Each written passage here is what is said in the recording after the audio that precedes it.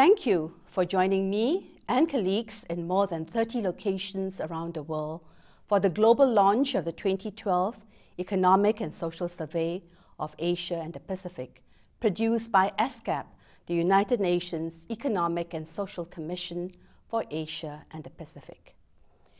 The Asia region continues to face a challenging external environment, which is why the focus of the 2012 survey is to map the landscape to help steer through turbulence and volatility.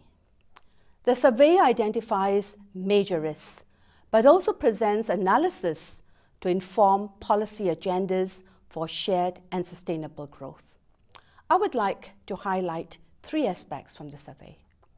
The first is the threat posed to Asia-Pacific growth by the weakness of major developed economies. The V-shaped recovery from the depths of the 2008 global financial crisis proved to be short-lived. The world economy entered the second stage of the crisis in 2011 due to the Eurozone debt crisis and continued uncertain economic outlook of the US economy. Our forecast is that persistent headwinds will bring regional growth down to 6.5% this year from 7% in 2011.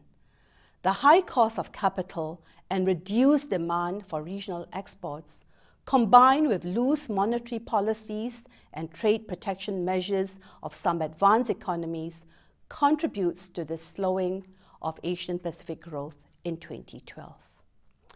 Despite this slowdown, growth in Asia and the Pacific remains better than in any other region, continuing as an anchor of stability and a new growth pole for the world economy.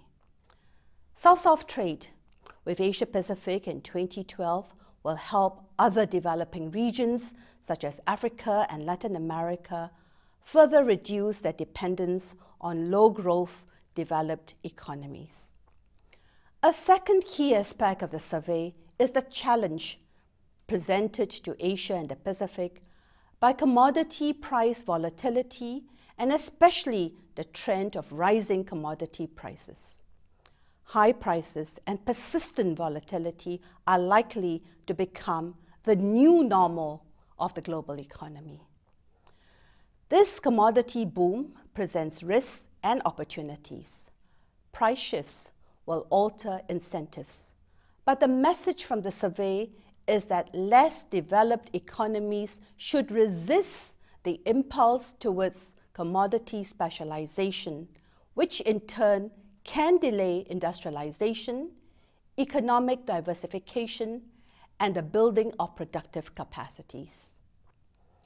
The third aspect of the survey highlights critical policy challenges and options for Asia-Pacific countries, including managing the balance between growth and inflation, using several inflation-fighting measures beyond monetary policies alone, coping with capital flows, and dealing with considerable exchange rate volatility, addressing jobless growth and unemployment by encouraging domestic consumption to act as an enhanced engine of growth and productivity, improving working conditions and income equality.